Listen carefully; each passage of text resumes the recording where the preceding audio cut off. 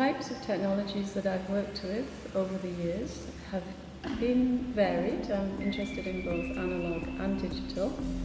I've used sensors a lot, bend sensors, accelerometers, pressure sensors, looking at how those can, for instance, interface with a virtual 3D world created by a collaborator, Doris Polidoros.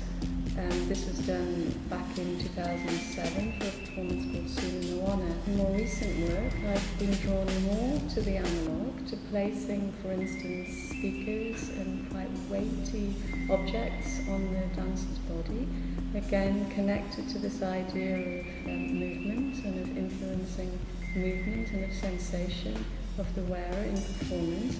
And this has been due to my particular growing interest in the sounding body, the idea that the body can become an instrument. In a particular piece called Ukiyo, I have worked with different forms of extensions of the body. So I've used very large speakers hanging from a bow across the shoulder, so we're offering weight, and those speakers offer a sounding aspect in the space.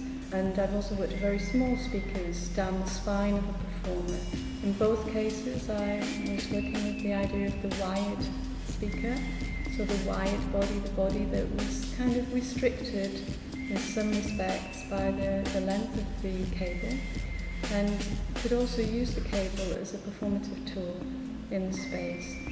The most recent work that I'm exploring is to do with DAP Lab, our ensemble, and we're looking at Victory Over the Sun, the futurist opera, which is now 100 years old. It was first and only once performed in 1913 in St. Petersburg.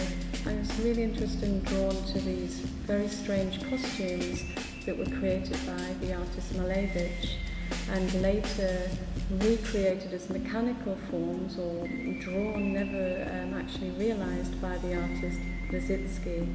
Also drawn to the suprematist artwork and the simplicity of the geometric forms, and this has all inspired the aesthetics of my designs for the performance. I've worked with a collaborator called Cameron McCurdy, and we've worked with the Connect.